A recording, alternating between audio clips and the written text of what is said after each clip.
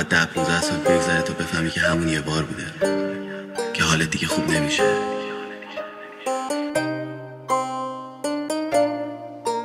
Remix by Rush. Remix by سامت.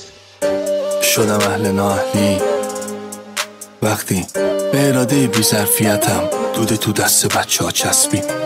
دادمش تو یادمه، دیدمه، دوست دارمش.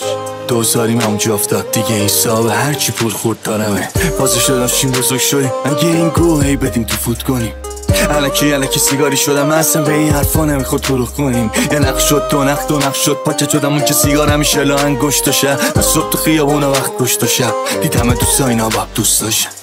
همونجا تموم شد دیگه هرچی روم نمیشد گم شد. هرچی باز بود توی لوی مامان خش و خلط یادم شد. شدم پا کار بیننه باباها پا توق میکنی دم کانالا تر و چالا غلافشون زیر سطل آشکالا. گلو کشیدم و پام شد و نشه بازم درک خوردم آجی، گفتم اصلا مردم آجی. فردا شرچی گل کشیدم 10 برابرش تو دلم گل پلاستیک. هر رو اخلاق من ترقب موچه داد میکشید میرفتم عقب. دوالو چه خوشگوی من کف دهنم خودم فوتیوی صف نشبقدم. حالم خوب نبود هیچی جز پیل گلامو تو جوب نبود. ای دادم تو نگه داشتم سوخ گلو چما گذشت تو تنم گوشتمون.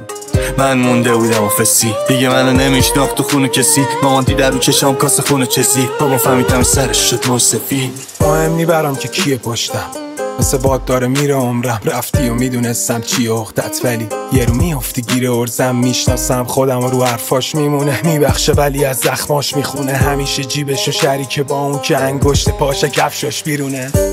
من و افسردگیم یاد بچگیم و سرخوردگیم میرفت تو پیکای الکل یه ریز.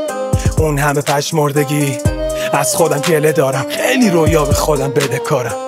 همه کارام هم نصف کار است، مهم نی برام که بشه یا نه. هر کوفتی اومد جلوم چند پک زدم، جیبام خالی و پرسم شد ریم. وقتی از آشنا میخورم چه توقعی دیگه از دشمنم. نمیرم بیرون چون انگیزه نیست، چون لا این مردم اندیشه نیست. دل نبر برا تو هم تش میشه. این چیه این دنیا که درگیرشی؟ بیچاره اینجا ایرانه.